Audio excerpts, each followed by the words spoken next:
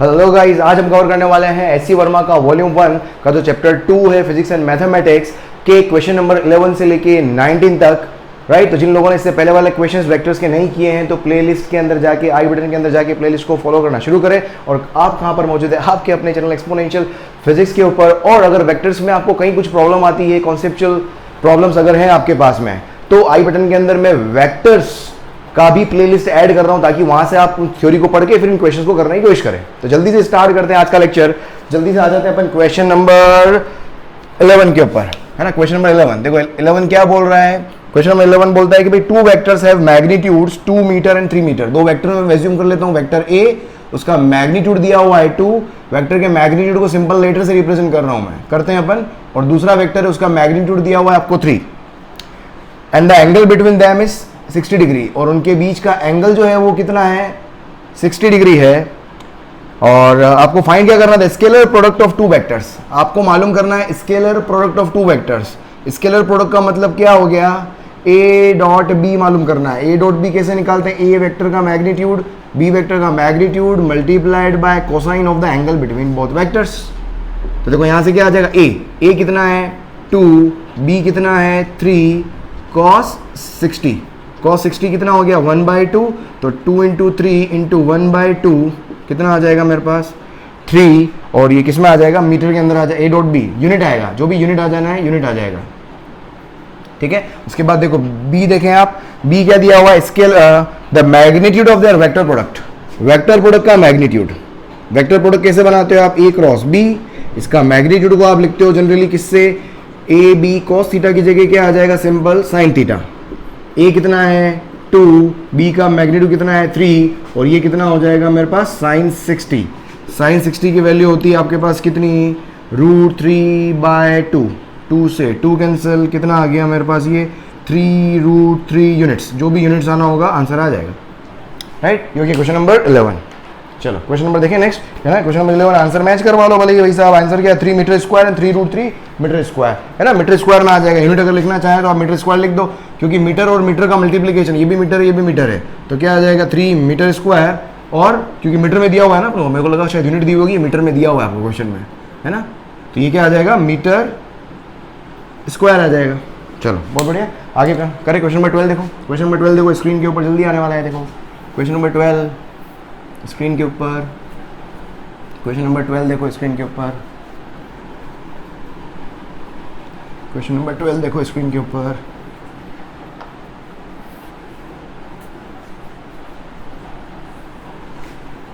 ठीक है, question number 12 देखें आपने।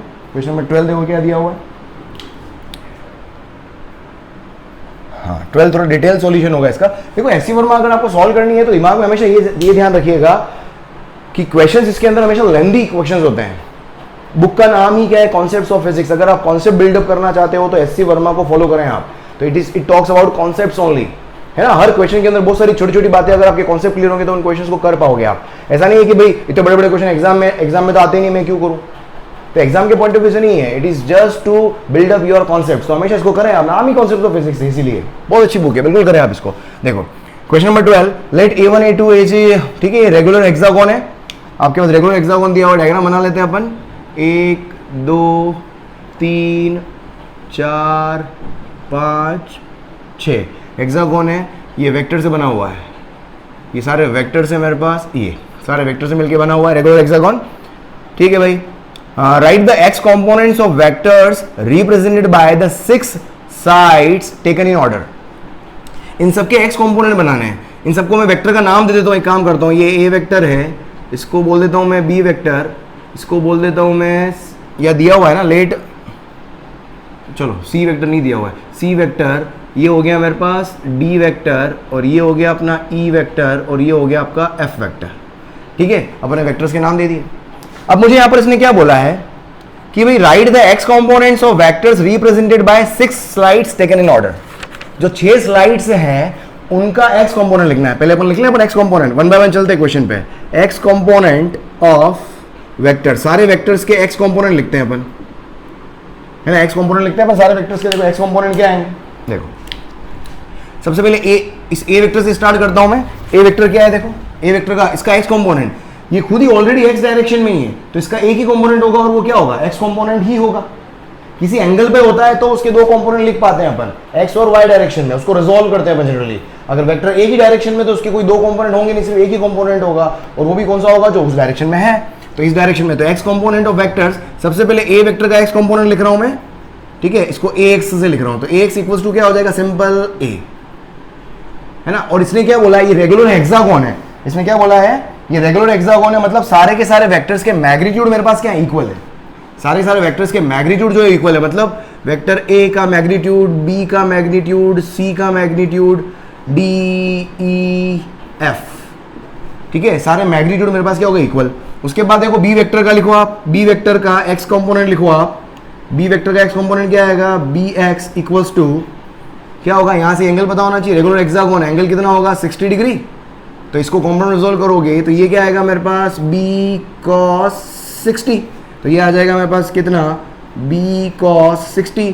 बी और ए इक्वल है तो इसको क्या सिंपली क्या लिख सकता हूं मैं, ए कॉस 60 भी लिख सकता हूं, ठीक है, 60, अरे समझ में आ रहा है, ये लिख दिया अपन ने। उसके बाद देखो सी वेक्टर की बात करें अपन, सी वेक्टर का क्या होगा, देखो एक्स कंपोनेंट सी वेक्टर का, ये सी वेक्टर है, इसका एक्स कंपोनेंट बनाओ, है ना, इसका एक्स डायरेक्शन में कंपोनेंट, ये एंगल कितना होगा, देखो ये 60 है तो ये भी 60 होगा, और ये बिल्कुल इक्वल पार्ट में डिवाइड हो रहा है, तो ये भी मेरे पास क्या हो जाएगा, 60 डिग्री। तो इसका एक्स कंपोनेंट जो आएगा वो नेगेटिव एक्स डायरेक्शन में आएगा, ठीक है। तो सी एक्स इक्वल्स टू हो जाएगा मेरे पास इस डायरेक्शन में, इस डायरेक्शन में जो भी कंपोनेंट होगा, समझ में आ रहा है, कितना हो जाएगा, ये माइनस क्या लिखोगे आप, एक्स कंपोनेंट माइनस का, हेलो या देखो इसको दो, इसको ऐसे भी कर सकते हो, आपको हमेशा क्या लिखना होता है, एक्स एंटी क्लॉकवाइज डायरेक्शन में, ऐसे भी देख सकते हो आप, एंटी क्लॉकवाइज डायरेक्शन में अगर आपको ऐसे समझ में नहीं आया तो सिंपल एक्स कंपोनेंट लिखने का तरीका क्या होता है, एक्स एंटी क्लॉकवाइज डायरेक्शन में एंगल लो, जो भी एंगल होगा उस एंगल के हिसाब से आपको काम करना होता है, ठीक है। तो एंटी क्लॉकवाइज उस एंगल के हिसाब से आप कंपोनेंट लिखते हो हमेशा। तो सी एक्स, इसका एक्स कंपोनेंट क्या हो जाएगा, देखो ये हो जाएगा, ये वाला एंगल चाहिए मुझे, ये एंगल कितना है 60 डिग्री, तो ये कितना हो जाएगा 120 डिग्री, तो इसका एक्स कंपोनेंट क्या आ जाएगा, सी कॉस 120 डिग्री। इसका एक्स कंपोनेंट क्या हो जाएगा, मतलब यही लिखते हैं ना अपन हमेशा, एक्स डायरेक्शन से एंटी क्लॉकवाइज डायरेक्शन में एंगल, तो ये क्या हो जाएगा, सी कॉस 120, ये आ गया मेरे पास। और सी कॉस 120 को क्या लिख सकता हूं मैं, ए कॉस 120। उसके बाद में देखो डी वेक्टर का एक्स कंपोनेंट लिखे अपन, डी वेक्टर का एक्स कंपोनेंट अगर आप लिखोगे, ये डी वेक्टर ऑलरेडी, इसका अगर मैं एंगल देखूं एक्स डायरेक्शन से एंगल कितना हो रहा है, 180 डिग्री आ रहा है इसका एक्स डायरेक्शन से एंगल 180, तो इसका क्या हो जाएगा, डी कॉस 180 डिग्री, या सिंपल मैग्नीट्यूड तो सेम है, तो ये हो जाएगा ए कॉस 180 डिग्री। उसके बाद देखो ई वेक्टर का एक्स कंपोनेंट, ई वेक्टर का x component E x equals to क्या हो जाएगा, ई एक्स मेरे पास ये रहा, ये देखो एक्स डायरेक्शन से एंटी क्लॉकवाइज डायरेक्शन में एंगल, ठीक है, वो मुझे क्या देगा, एक्स कंपोनेंट देगा, तो इसको लिखूंगा मैं क्या, ई, अब कंपोनेंट कितना हो गया, अब देखो एंगल देखो, रेगुलर हेक्सागोन है तो आपका एंगल ये 60 डिग्री बनेगा, यहां पर हमेशा 120 बनता है, ठीक है, ये हो गया 60 डिग्री, तो 180 प्लस 60, ये क्या हो जाएगा, ई कॉस 180 प्लस 60, एक तरीके से क्या हो गया ये, तो ई क्या हो गया मेरा, ए हो गया, ई को क्या लिखूंगा मैं, क्योंकि मैग्नीट्यूड सब इक्वल है, सबको ए कर रहा हूं मैं, तो ये हो जाएगा ए कॉस 240 डिग्री, ये हो गया। उसके बाद में एफ वेक्टर का एक्स कंपोनेंट लिख लेते हैं अपन फाइनली, एफ वेक्टर, ये एफ वेक्टर हो गया, एफ वेक्टर हो गया, इसका एंगल यहां से है ना, ये एंगल 60 डिग्री है, ये वाला एंगल कितना है 60 डिग्री है ना, तो 60 डिग्री माइनस कर दो 360 में से, 300 डिग्री आ जाएगा, देखो 60 प्लस हो रहा है, तो ये कितना 300 डिग्री हो जाएगा, तो एफ वेक्टर क्या हो गया, एफ वेक्टर का एक्स कंपोनेंट आ जाएगा एफ कॉस कितना हो जाएगा, प्लस वापस फर्दर 60 डिग्री जोड़ दो आप, तो ये हो जाएगा 300 डिग्री, क्या हो जाएगा 300 डिग्री, या सिंपल इसको लिखोगे ए कॉस 300 डिग्री। रेड कलर का इंक खत्म हो गया क्या भाई, ब्लैक से आते हैं वापस, ये समझ में आ गया सारा अपने को, तो मैंने एक्स कंपोनेंट, ये सारे एक्स कंपोनेंट लिख लिए मैंने, ठीक। अब देखो यहां पर इसने क्या बोला है, right the x components of vectors represented by 6 slides taken in order, ठीक है, use the fact that the resultant of these 6 vectors is 0। 6 vector का रिजल्टेंट ये बोल रहा है कि भाई इनका क्या बोला, देख वापस देख, कि use the fact that the resultant of this 6 vectors is 0 to prove that this, इनका जो 6 के 6 वेक्टर है, इनका रिजल्टेंट जो होगा वो क्या होगा, 0 होगा। अब इनका रिजल्टेंट 0 कैसे होगा, अब ध्यान सोचो, इसका रिजल्टेंट जीरो होने का मतलब क्या हो, इनका रिजल्टेंट जीरो। सो पॉलीगॉन, पॉलीगॉन लॉ क्या बोलता है, पॉलीगॉन लॉ वेक्टर एडिशन मैंने वेक्टर के अंदर बताया है, जब भी आपके पास एक क्लोज पॉलीगॉन होता है, रेगुलर क्लोज पॉलीगॉन होता है, तो उसका रिजल्टेंट हमेशा क्या होता है, जीरो होता है। उसका रिजल्टेंट हमेशा क्या होता है, जीरो होता है। या अगर आपको ऐसे भी ध्यान हो कि उसके बारे में अगर आपको ध्यान हो कि भाई कोई भी मेरे पास एक पॉलीगॉन है, ये एक पॉलीगॉन हो गया, एक ये दूसरी साइड, ये तीसरी साइड, ये चौथी साइड और ये पांचवी साइड, ठीक है। इन 5 साइड का रिजल्टेंट अगर आप ड्रॉ करो, इन पांचों का रिजल्टेंट अगर आप ड्रॉ करो, देख क्या बनेगा, है ना, अपोजिट डायरेक्शन में बनता है इधर। ये जो रेड वाला है ये इन सब का रिजल्टेंट होगा। ये रेड वाला जो होगा वो क्या होगा, इसको मैं बोल देता हूं कुछ एक्स वेक्टर बोल देता हूं, ठीक है, इसको एक्स वेक्टर बोल देता हूं। तो एक्स वेक्टर यहां से कैसे लिख सकते हो आप, A B C D E, A B C D E, तीनों का वेक्टर सम होता है। पॉलीगॉन लॉ वेक्टर एडिशन ये बोलता है। अब इसने बोला है कि जितने भी वेक्टर है ए से लेके एफ तक, उन सब का रिजल्टेंट क्या आएगा, जीरो आएगा। अब देखो एक्स वेक्टर को मैं क्या लिख सकता हूं, एक्स वेक्टर जो है वो क्या है, क्या एफ वेक्टर का उल्टा है। इस डायरेक्शन में मेरे पास कौन है, एफ वेक्टर है, समझो इसको। तो क्या एक्स वेक्टर को, तो यहां से मैं एक्स वेक्टर को क्या लिख सकता हूं, माइनस एफ वेक्टर। तो ये क्या हो गया, माइनस का F vector equals to A B C D E vector, या फिर सिंपल क्या आ गया, ये ए से लेकर एफ तक सबका सम मेरे पास क्या हो गया, डी ई और एफ सबका सम क्या हो गया, जीरो। तो ये प्रूव हो गया मेरे पास कि भाई रिजल्टेंट जो होगा सारे वेक्टर का, इसमें ये बोला ना कि use the fact that the resultant of this 6 vector is zero to prove that. अब आपको प्रूव करना है कि ये वाला सम जीरो है या नहीं है, ये वाला सम मुझे प्रूव करना है जीरो है कि नहीं है। अब ये वाला सम जो है वो कैसा दिखाई दे रहा है, देखो ध्यान से देखना, ये वाला सम क्या है, एक तरीके से क्या है, देखो इसको मैं क्या लिख सकता हूं, एक्स को मैं एक तरीके से ए cos जीरो लिख सकता हूं। क्या एक ही बात है, cos जीरो की वैल्यू क्या होती है, 1 होती है ना। अगर इसका मैं एक्स कंपोनेंट बनाना चाहूं तो एक्स डायरेक्शन में एंगल कितना है इसका, 0 डिग्री तो है। अब इसने बोला है ये वाला सम, देखो ये वाला सम इसने क्या बोला है, cos zero cos pi by 3 को। अब इसको मैं पाई की टर्म्स में लिखता हूं सारे एंगल को। देखो ये एंगल क्या हो जाएगा, इसको ध्यान से देखना, इसको क्या लिख सकता हूं मैं, a cos पाई बाय 3, 120 को क्या लिख सकता हूं मैं, a cos 2 पाई बाय 3, 180 को क्या लिख सकता हूं, देखो मैं 180 को क्या लिख सकता हूं, a cos 3 पाई बाय 3, है ना, 3 से 3 कैंसिल हो गया तो 180 क्या हो गया, पाई आ गया, 2 पाई बाय 3, 2 पाई मतलब 360, 360 डिवाइड बाय 3 120, 240 होता है आपका a cos, ये कितना 120 है, इसका डबल 240 होगा तो 4 पाई बाय 3, 300 डिग्री, 300 डिग्री देखो 300 डिग्री आपका करोगे आप तो ये आएगा a cos 5 पाई बाय 3, ठीक है, ये सारे आ गए। अब इन सबको ऐड करो आप, इन सबको ऐड करके देखना, इनका रिजल्टेंट मेरे पास क्या आएगा, जीरो आएगा। इन सबको ऐड करके देखो, बताता हूं मैं भी आपको। इन सबको ऐड करें अपन तो देखो एक, इन सबको ऐड करो, ए तो सब में कॉमन आ जाएगा, ए तो सब में कॉमन आ जाएगा। तो देखो ए कॉमन आ गया, ए तो कॉमन ले लिया मैंने, देखो क्या आ गया cos जीरो।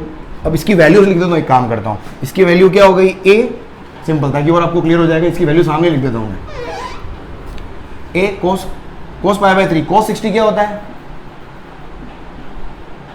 cos 60 क्या होता है, 1/2 होता है, तो a/2 हो गया। उसके बाद देखो cos 180 माइनस हाफ होता है, तो ये हो जाएगा माइनस का a/2। cos पाई कितना होता है, cos पाई होता है माइनस a, cos 180 है ना, cos 180 कितना होता है, -1 होता है, तो -1 multiplied by a, 4 pi by 3, 4 pi by 3 क्या है, 240 को क्या लिख सकते हो, ये वैल्यू निकालना आनी चाहिए। अगर आपको कहीं ना कहीं ट्रिग्नोमेट्री के अंदर प्रॉब्लम है तो मेरा मैथमेटिकल टूल्स वाला वीडियो देखें आप, ईयर लॉन्ग कोर्स जो चल रहा है मेरा, उसके अंदर मैथमेटिकल टूल्स वाला वीडियो देखें, उसके अंदर आपको ये cos 240 कैसे निकालते हो निकालना आ जाएगा। 240 को कैसे निकाल सकता हूँ, cos 240 को क्या लिख सकता हूँ मैं, 180 प्लस 60, cos 240 क्या होगा 180 प्लस 60, और cos 180 प्लस 60 क्या होता है, माइनस cos 60 होता है।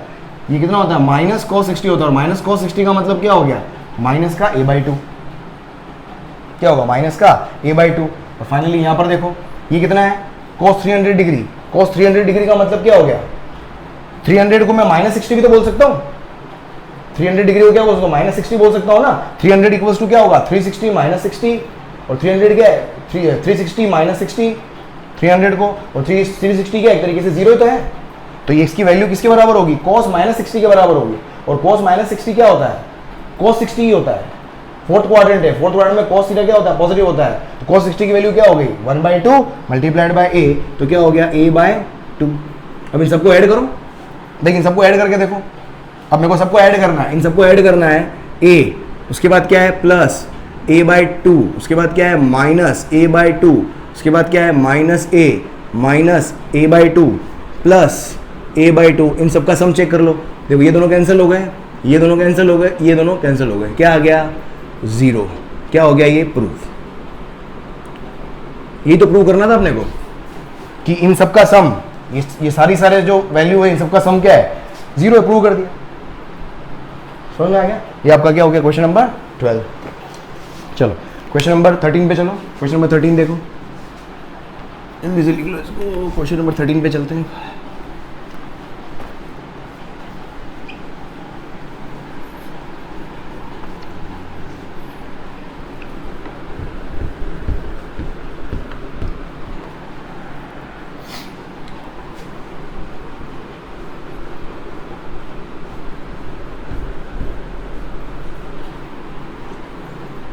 हो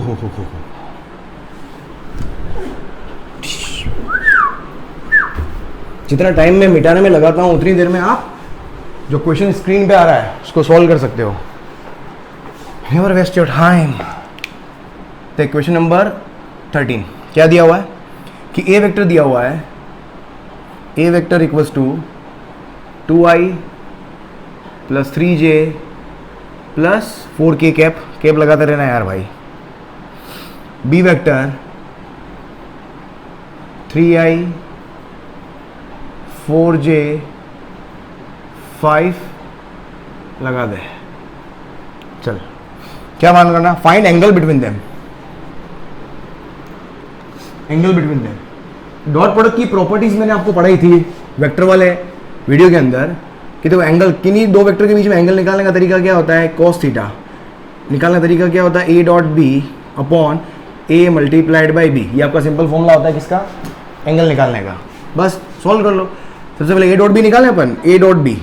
a डॉट बी कैसे निकालते हो आप, जब भी i j k की टर्म्स में दिया हुआ हो तो a डॉट बी का सिंपल फॉर्मूला होता है i वाले मल्टीप्लाई कर लो, j वाले मल्टीप्लाई कर लो, k वाले मल्टीप्लाई कर लो।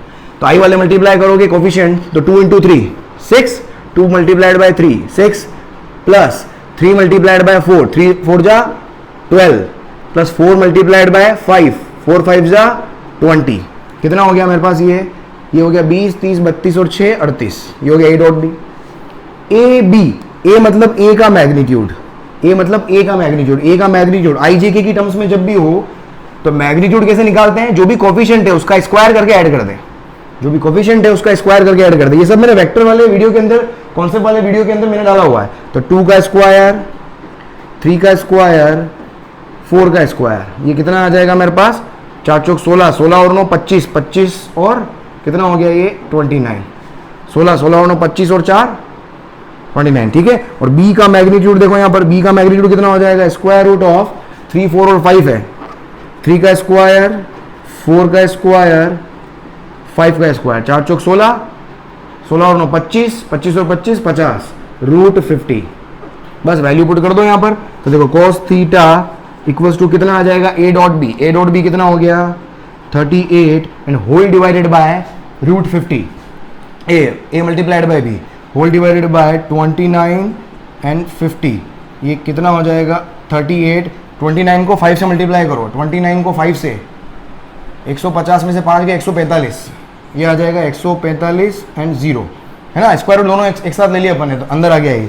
तो थीटा इक्वल्स टू क्या आ जाएगा, cos इनवर्स 38 डिवाइडेड बाय 1450, सही किया ना।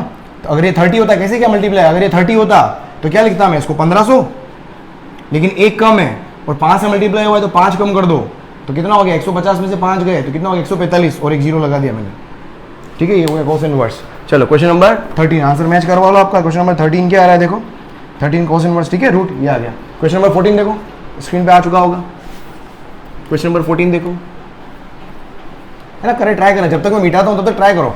ये मिटाना का मैं स्किप मार सकता हूँ, मैं स्किप जानबूझ के नहीं मारता हूँ, है ना, मैं एडिट कर सकता हूँ इन चीज़ों को। मैं चाहता हूँ कि आप अगर जो लोग डायरेक्ट इसके अंदर आए हैं तो क्वेश्चन प्रैक्टिस करें, बस पोज कर करके क्वेश्चन प्रैक्टिस करें, और पहले करके आए तो और अच्छी बात है। जो मेरे ईयर लॉन्ग कोर्स को देख रहे हो तो पहले करके आते होंगे। चलो क्वेश्चन नंबर 14। क्वेश्चन नंबर 14 क्या है कि prove that A dot, prove करना है कि A dot A cross B equals to क्या होता है, 0 होता है। ये मुझे क्या करना है, प्रूव करना है, प्रूव करना है। देखो अब देखो इसको सिंपल देखो, ये 0 होता है, प्रूव करना है। अब ध्यान से समझना, देखो ए क्रॉस बी का रिजल्ट कहाँ आएगा, समझना इसको। ये वेक्टर ए है, सपोज ये वेक्टर बी है, किसी एंगल पे मुझे कुछ नहीं पता है ना, दो वेक्टर के बीच में कुछ भी एंगल होगा तभी तो क्रॉस प्रोडक्ट निकाल पाएंगे आप। अब ध्यान से समझो, अगर मेरे पास ये ए क्रॉस बी है, अब ए क्रॉस बी का डायरेक्शन किधर आएगा, सोचो ए क्रॉस बी का डायरेक्शन किधर आएगा। A vector, right hand thumb rule, जिस प्लेन के अंदर वेक्टर रखे हुए हो, ठीक है, वहां पर आपको हाथ रखना होता है हमेशा, या तो ऐसे रखते हो या ऐसे रखते हो। कैसे रखना वो डिपेंड करेगा अंगुलियां कहां से कहां घुमानी है। मुझे ए से ए क्रॉस बी बात करना है तो ए से बी घुमाओगे, हाथ भी रखूंगा तभी ए से बी घूमेगा। ए से बी घूमेगा तो आउटवर्ड्स मेरे पास क्या आएगा, ए क्रॉस बी का डायरेक्शन आएगा। मतलब मेरे पास क्या आएगा, डॉट आउटवर्ड्स। ये आउट डायरेक्शन किसकी है, ए क्रॉस बी का डायरेक्शन है।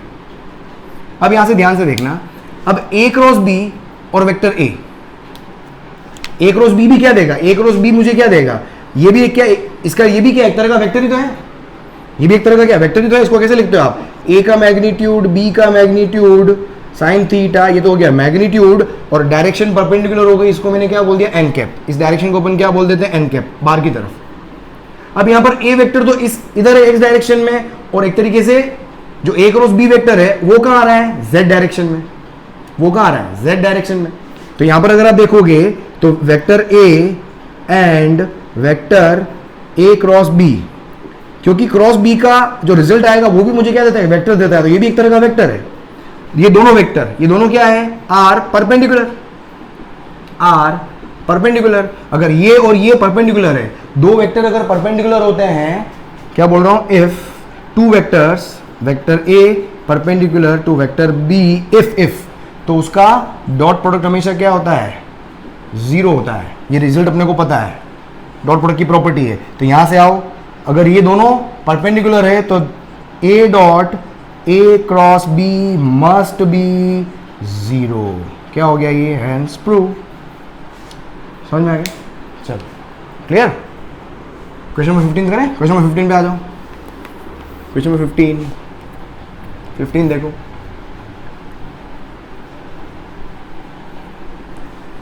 Question number 15।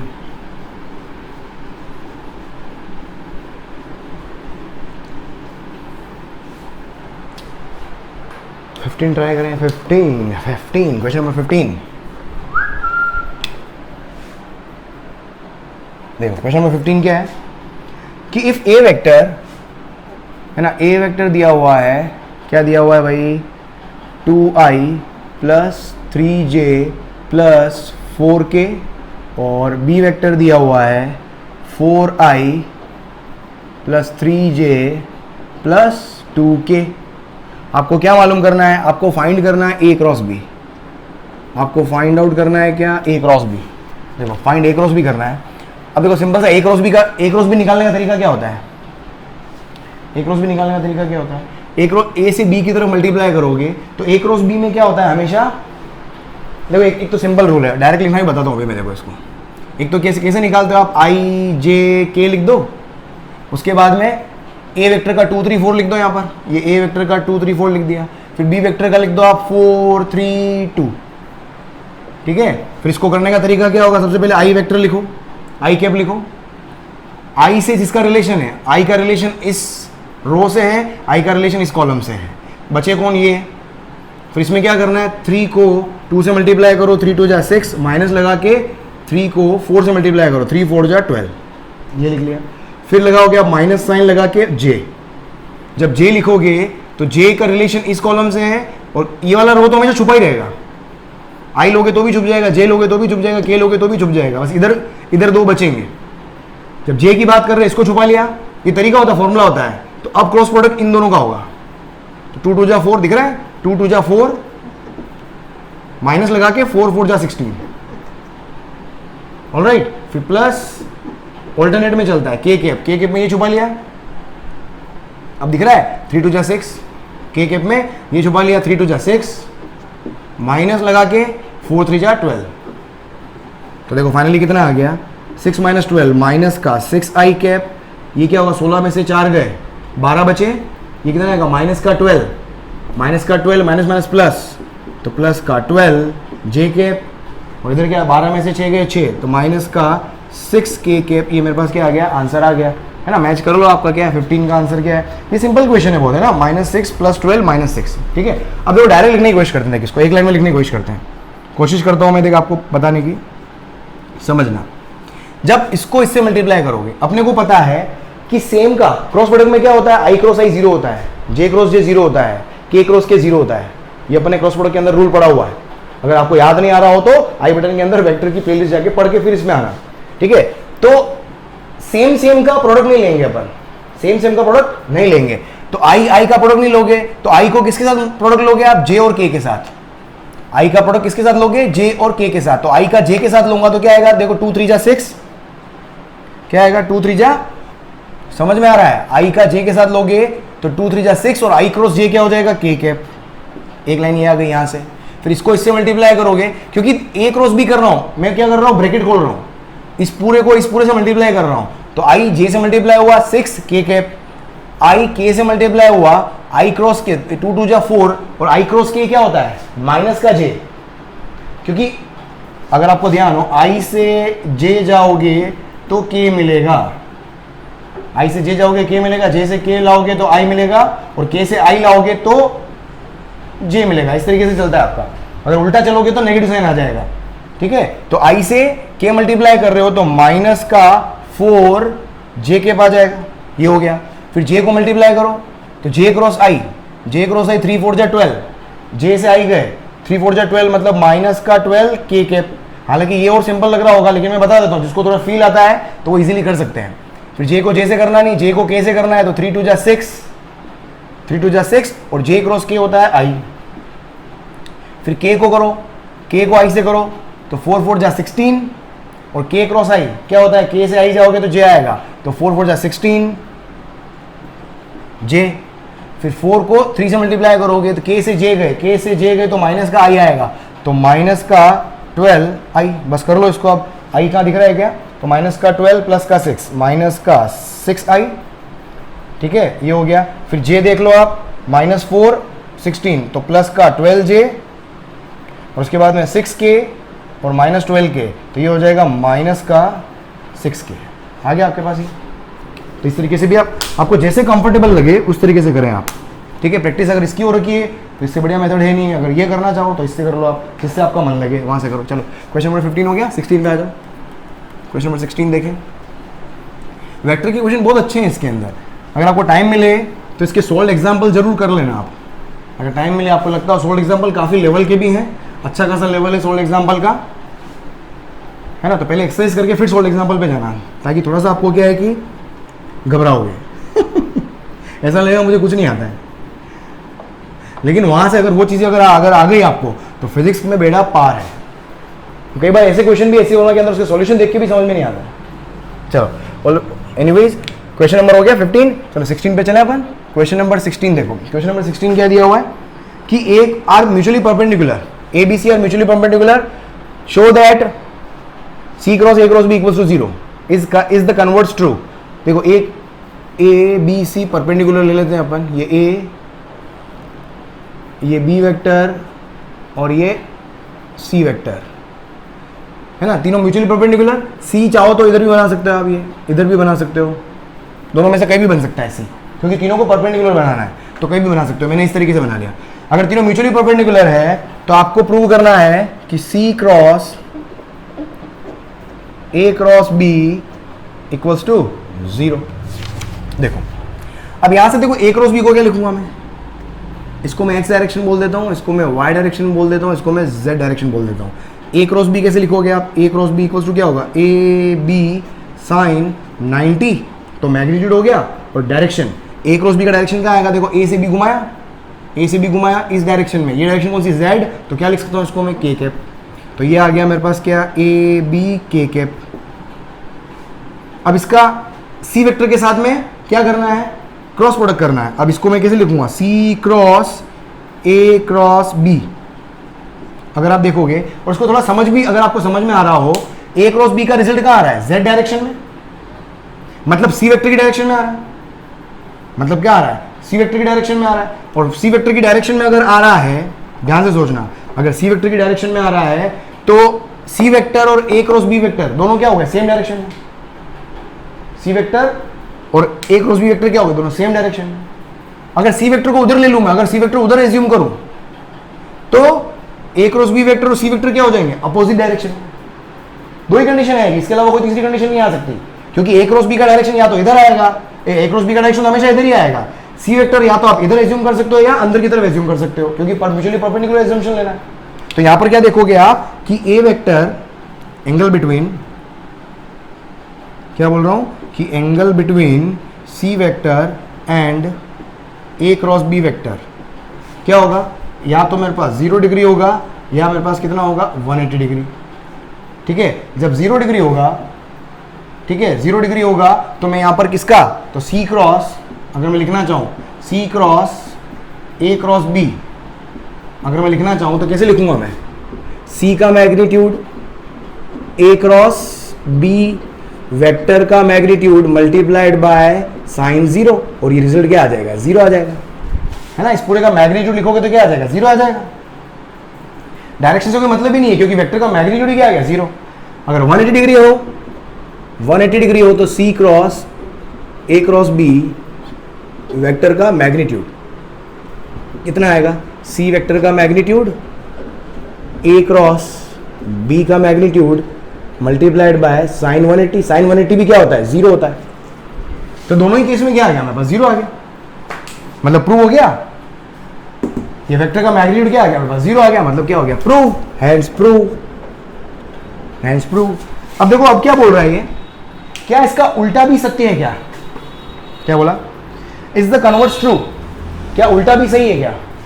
उल्टा, उल्टा मतलब क्या हुआ कि अगर ये, तो इसका ए पार्ट ले लेते हैं अपन, बी पार्ट ले लो, है ना, कन्वर्स ट्रू वाला, कि कन्वर्स ट्रू है क्या, उस वाले पार्ट की बात करते हैं। देखो अब उल्टा भी सत्य है कि नहीं, उल्टा सत्य होने का मतलब क्या, अगर ये 0 है तो क्या ये परपेंडिकुलर होना जरूरी है क्या, ये भी सही है क्या।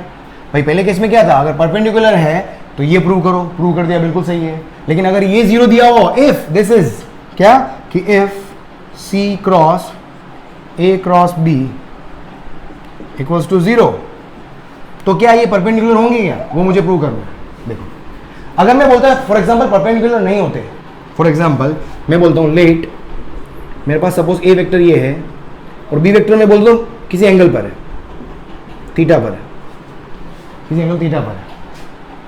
सी वेक्टर आपका अभी भी कहीं है, सी वेक्टर का है अभी भी, हाँ सी वेक्टर जो है वो ये बाहर की तरफ, डॉट लगा रहा हूं मतलब बाहर की तरफ। अब यहां पर अगर आप देखोगे अब यहां पर अगर आप देखो तो ए क्रॉस बी का डायरेक्शन, ए क्रॉस बी का डायरेक्शन अभी भी कहां आ रहा है, बाहर की तरफ आ रहा है।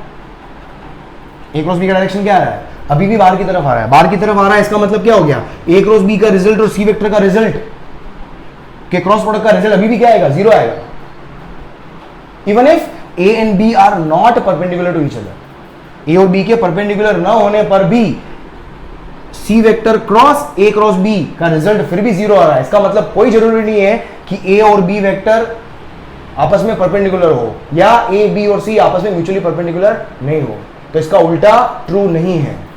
समझ आ रहा है क्या किया मैंने एंगल पे लेके देखा है, एंगल पे लेके मैंने ट्राई करा और फिर भी रिजल्ट 0 आया। इसका मतलब कोई जरूरी नहीं है कि भाई ए बी सी तीनों म्यूचुअली परपेंडिकुलर हो, तो क्या होगा, नॉट ट्रू। समझ में आ गया, ये ट्रू नहीं होगा। क्लियर, चलो उसके बाद देखो नेक्स्ट 17। भाई गर्मी बहुत, आज बहुत गर्मी लग रही है, बहुत भयंकर। 17, हाँ ये गर्मी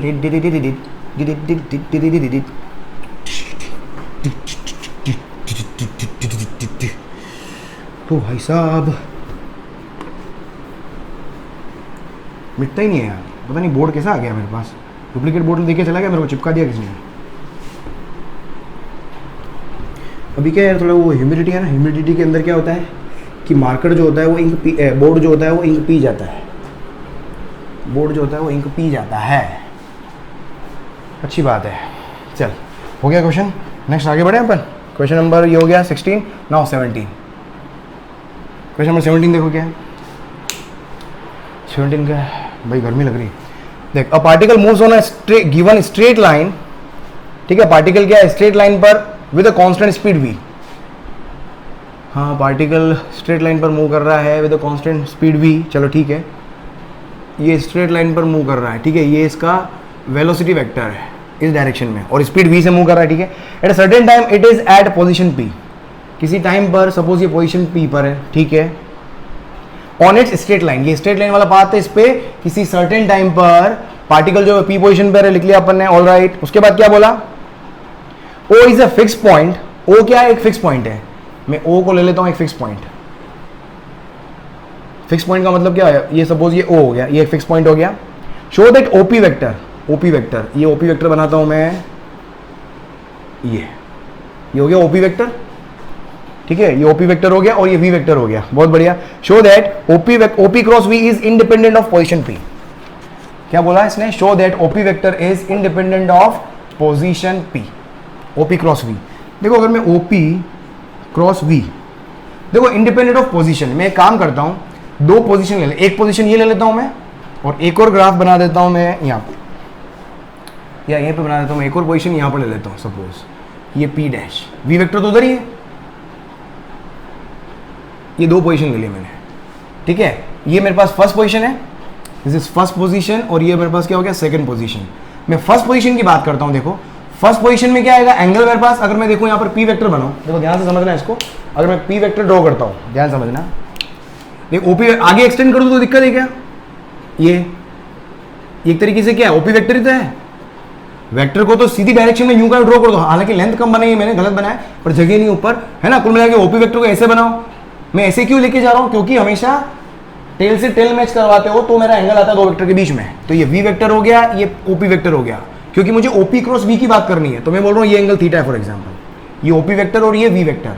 इस तरीके से इसका भी देखो, ये मेरे पास क्या है P डैश, ये OP डैश वेक्टर है, और इसका एंगल बीच में क्या है, अलग है, इसको थीटा डैश बोल देता हूँ मैं, है ना, यहाँ पर एंगल क्या है, अलग है, थीटा डैश, और ये मेरा V वेक्टर इस डायरेक्शन में।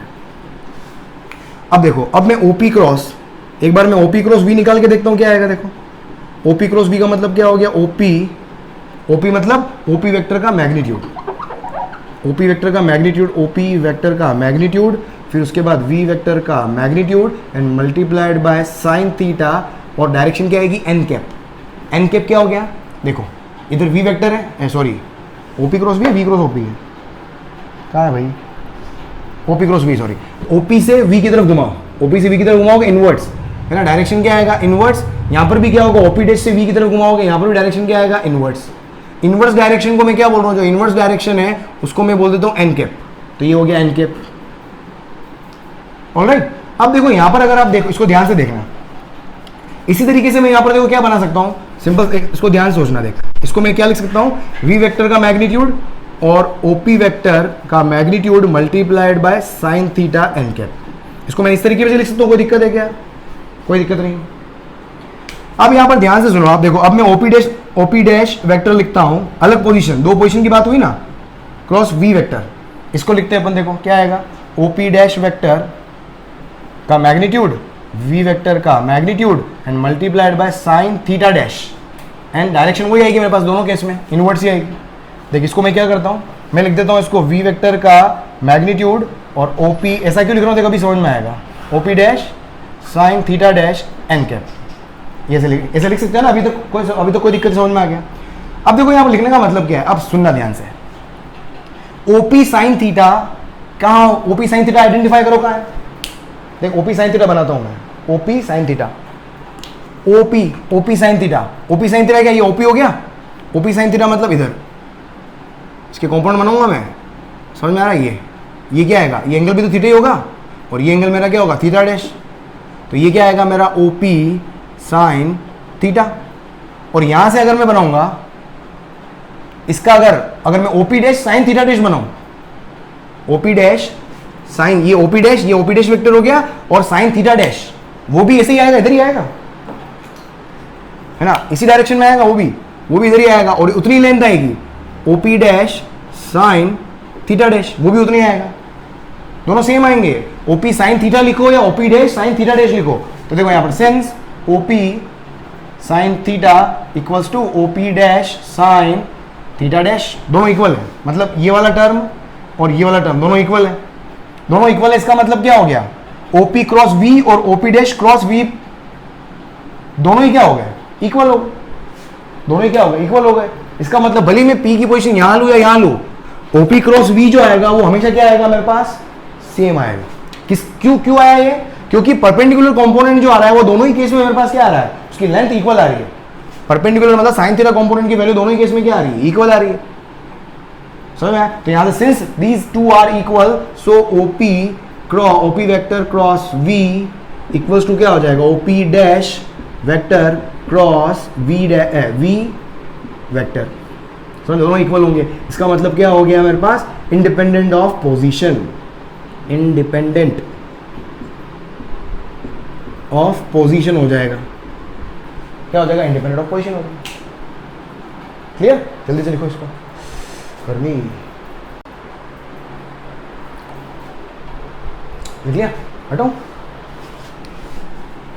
18 देखो, नेक्स्ट 18 इसके बाद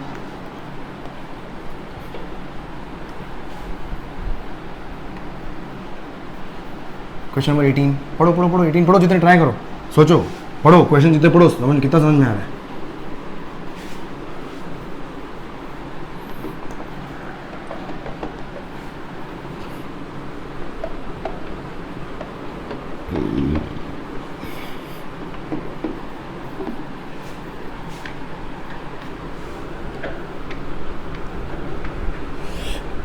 मेरा बोर्ड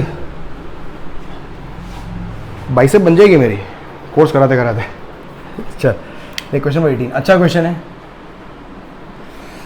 ये। 12th में जो स्टूडेंट होंगे वो देख रहे होंगे अगर ये वीडियो, तो उसको बहुत अच्छा फील आएगा, पर स्टिल क्लास 11 को भी फील करवाएंगे। देखो एसी वर्मा की सबसे खास बात यही है कि आपको पहले से नॉलेज होने की जरूरत नहीं है इसमें, क्योंकि हर चीज़ वो क्वेश्चन के अंदर प्रोवाइड करते हैं, ये बहुत अच्छी बात है। देख question number 18, the force on a charge particle due to electric and magnetic field. किसी चार्ज पार्टिकल के ऊपर फोर्स वेक्टर दिया हुआ है QE vector plus QV cross B vector, ठीक है, ये दिया हुआ है। Suppose E is along x axis, ये x एक्सिस है और इस डायरेक्शन में क्या दे रखा है, E वेक्टर, ठीक है, E वेक्टर इस डायरेक्शन में है। B vector is along y axis, B vector is along y axis, ठीक है, बहुत बढ़िया। In what direction and with what minimum speed v should a positively charged particle be sent so that the net force on it is zero। देख question बहुत अच्छा है, बहुत कुछ बोला है, कोशिश करते हैं समझने की। क्या बोला कि कितनी मिनिमम स्पीड से और किस डायरेक्शन में एक पॉजिटिव चार्ज पार्टिकल को मैं सेंड करूं कि नेट फोर्स क्या हो जाए, जीरो हो जाए, उस पार्टिकल के ऊपर लगने वाला नेट फोर्स क्या हो जाए, जीरो हो जाए। अब देखो इसको जीरो होने के लिए क्या होना होगा, देखो समझना, इसको समझने की कोशिश करना। For F vector to be zero, F vector के मैग्नीट्यूड को अगर जीरो होना है, क्या होना होगा, F वेक्टर जो है वो दो वेक्टर का सम है। भाई ये भी तो वेक्टर ही तो है, इसको V क्रॉस भी ऐसे लिख सकता हूं मैं, Q को हटा दूं मैं, Q कॉमन ले लूं, कांस्टेंट है ना, तो क्या हो गया, ये एक QE वेक्टर है और एक ये, दोनों ही फोर्स है, क्योंकि ये फोर्स वेक्टर है तो ये भी फोर्स वेक्टर होगा, ये भी फोर्स वेक्टर होगा, तो दो फोर्स, ये वाला फोर्स जो है वो क्या है, इलेक्ट्रिक फील्ड की वजह से लग रहा है, और ये वाला फोर्स क्या है, मैग्नेटिक फील्ड की वजह से लग रहा है। तो दो फोर्स लग रहे हैं एक चार्ज पार्टिकल के ऊपर, तो चार्ज पार्टिकल को किस डायरेक्शन में मैं फेंकूं so that net force acting on that charge particle become zero. अब ध्यान सुनो, अब इस F वेक्टर को अगर जीरो होना है तो क्या होना होगा, इन दोनों वेक्टर के मैग्नीट्यूड, दो वेक्टर का एडिशन का रिजल्टेंट जीरो कब आता है, जब उन दोनों वेक्टर के मैग्नीट्यूड इक्वल हो, डायरेक्शन अपोजिट हो। यही पढ़ा अपन ने कि इफ वेक्टर, क्या बोला मैंने कि इफ कि A vector plus B vector equals to zero, ये जीरो कब होगा, जीरो कब होगा, when vector A and vector B are opposite. And magnitude equal, ऐसे ही होता है। और मैग्नीट्यूड क्या होना चाहिए? इक्वल होना चाहिए। तो बस यहां पर भी वही होगा, ये दो वेक्टर हो गए, तो इन दोनों वेक्टर का टू बी जीरो क्या होना चाहिए? क्यू ई वेक्टर का magnitude should be equals to Q V cross B vector का मैग्नीट्यूड। दोनों वेक्टर के मैग्नीट्यूड क्या होने चाहिए? इक्वल होने चाहिए। इसका मैग्नीट्यूड क्या होगा? क्यू, तो क्यू ई वेक्टर का magnitude equals to Q V cross B vector का मैग्नीट्यूड। क्यू से क्यू कैंसिल, अब ई वेक्टर का मैग्नीट्यूड तो क्या होगा? Simple E, V cross B का मैग्नीट्यूड कितना होगा? V B sine theta, V B sine theta. तो देखो यहां से, अब यहां से मुझे क्या क्या पूछा इसने? मिनिमम स्पीड पूछी है। तो देखो मिनिमम स्पीड v, अगर v मुझे मालूम करना हो, कंडीशन तो समझ में आ गया, मुझे v मालूम करना हो तो v इक्वल्स टू क्या हो जाएगा? e upon b sine theta. अब v to be minimum, v to be minimum, v को मिनिमम होने के लिए क्या होना होगा? e तो कांस्टेंट है, तो एक बार इलेक्ट्रिक फील्ड अपन ने लगा दिया, वो कहीं होगा रहेगा। एक बार मैग्नेटिक फील्ड लगा दिया अपन ने, दोनों डायरेक्शन में फिक्स कर दिया, दोनों के मैग्नीट्यूड इक्वल है e और b के, बचा क्या? Sign theta. अब एंगल चेंज हो सकता है, एंगल विल डिसाइड कि ये चीज मेरे पास मैक्सिमम होगी या मिनिमम होगी। अगर मुझे v को मिनिमम करना है, e और b कांस्टेंट है, तो डिनोमिनेटर में एक चीज मुझे मैक्सिमम करनी होगी, डिनोमिनेटर को मैक्सिमम करना होगा। तो v to be minimum, sine theta की वैल्यू क्या होनी चाहिए? मैक्सिमम। और साइन थीटा की मैक्सिमम वैल्यू कितनी होती है? 1। तो यहां से मेरे पास v की मिनिमम वैल्यू कब आएगी? जब साइन थीटा को क्या कर दूंगा मैं? 1 कर दूंगा। तो v मिनिमम कितना आ गया मेरे पास? e upon b। ये तो हो गया v मिनिमम, ठीक है। अब f to be zero, magnitude तो इक्वल होनी चाहिए, और मैंने क्या बोला? डायरेक्शन अपोजिट, दोनों की डायरेक्शन क्या होनी चाहिए? अपोजिट। ये भी तो ट्रू है। अब क्यू ई वेक्टर, अब देखो इस क्यू ई वेक्टर का डायरेक्शन कहां होगा? इस डायरेक्शन में। इस डायरेक्शन में तो क्या आ जाएगा? क्यू ई वेक्टर आ जाएगा। अब क्यू वी क्रॉस बी, अब क्यू वी क्रॉस बी इधर आना चाहिए, Q V cross B opposite आएगा, तभी तो काम होगा अपना। अब क्यू वी क्रॉस बी इधर, अब वी क्रॉस बी, क्यू तो कांस्टेंट है, तो वी क्रॉस बी का डायरेक्शन इधर कब आएगा? वी क्रॉस बी का डायरेक्शन इधर है, बी का डायरेक्शन इधर है, तो बताओ वी वेक्टर का डायरेक्शन कहां होगा? समझ में आ रहा है? वी क्रॉस बी इधर है और बी वेक्टर ऊपर है, तो वी वेक्टर को मैं कहां लूं कि वी क्रॉस बी, मतलब थंब इधर आ जाए, थंब भी तो देगा मुझे वी क्रॉस बी का डायरेक्शन, तो घुमाओ वी से बी की तरफ, देख ये वी, ये वी वेक्टर दिख रहा है, समझो, देख वी से बी घुमाऊंगा, वी से अगर मैं बी घुमाऊंगा तो वी क्रॉस बी इधर आ जाएगा, राइट हैंड थंब रूल। तो वी वेक्टर कहाँ आना चाहिए? बिल्कुल बी वेक्टर के 90 डिग्री एंगल पे, क्योंकि मैंने क्या लिया है यहाँ पर? साइन थीटा की वैल्यू मैक्सिमम 1 ली है, मतलब थीटा कितना होगा? 90 डिग्री। तो V vector should be at 90 degree, मतलब जेड डायरेक्शन में होना चाहिए। वी वेक्टर का होना चाहिए, तो by right hand thumb rule, by right hand thumb rule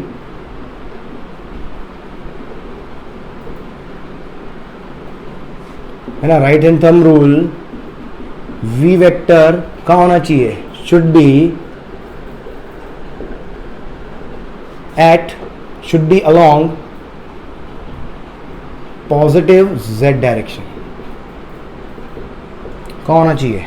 positive z direction होना चाहिए। क्लियर? चलो लिख लो इसको। ये एंगल थीटा पे भी हो सकता था, समझो उसको, ये v वेक्टर यहाँ थीटा पे भी हो सकता था, ये तो भी उसका डायरेक्शन ये v, ये हो गया v, तो v क्रॉस b कहाँ था? अगर मैं v इधर भी लेता तो भी इधर ही आता, लेकिन थीटा अपन यहाँ पर क्या मान चुके हैं? 90 डिग्री। ठीक है, बहुत बढ़िया। चलो, क्योंकि थीटा किसके बीच का एंगल है? v और b के बीच का एंगल तो है theta, v b sine theta लिखा था अपन ने।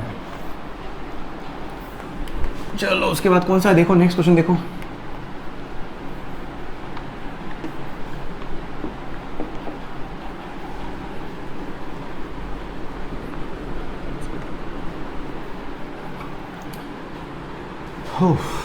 भाई साहब ब्लू से क्यों लिख दिया? I don't like blue, boat loves blue colour. साले चिपके पड़े हैं, उकलो रे ही, हाँ दम लगा के ऐसा। जोर से बोलो, सारे बोलो, हाँ एक साथ बोलो। इधर तो मिट रहा है यार, मिटा दो इन्हें।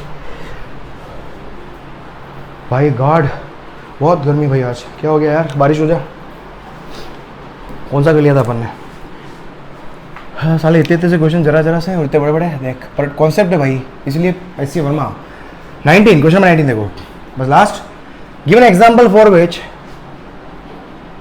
एक एग्जांपल देना है जिसके लिए ए डॉट बी किसके बराबर हो जाए, सी डॉट बी के बराबर हो जाए, but A vector C vector के इक्वल न, but A vector C vector के इक्वल ना हो। बहुत ही बढ़िया, उम्दा परफॉर्मेंस। आपको ऐसा एग्जांपल लेना है, ए का बी के साथ डॉट प्रोडक्ट करो और सी का बी के साथ करो, दोनों सेम है। देख मैं बी को इधर ले लेता हूँ, बी वेक्टर को इधर ले लेता हूँ, ए वेक्टर बनाते हैं अपन। तो फॉर एग्जांपल मैंने ये ए वेक्टर बनाया, मैंने बनाया ये ए वेक्टर, ठीक है। इसका ए डॉट बी क्या आएगा, देख इसका ए डॉट बी अगर मैं लिखूं क्या आएगा, ए बी कॉस 90, कितना आ गया, ए डॉट बी 0 आ गया। अब मैं बनाता हूं बी वेक्टर, तो वही है सेम, सी वेक्टर को बना देता हूं मैं थोड़ा बड़ा, या अपोजिट भी कर दो कोई फर्क नहीं पड़ रहा है, कैसे बनाओ। मैं सपोज सी वेक्टर को ऐसे बना देता हूं, अभी भी कितना एंगल है, 90 डिग्री है। ए वेक्टर और सी वेक्टर अलग हो गए है ना, यहां पर देखो अब तो ए वेक्टर सी वेक्टर के इक्वल नहीं है। अब यहां से निकालो, देखो यहां से हम निकालो सी डॉट बी,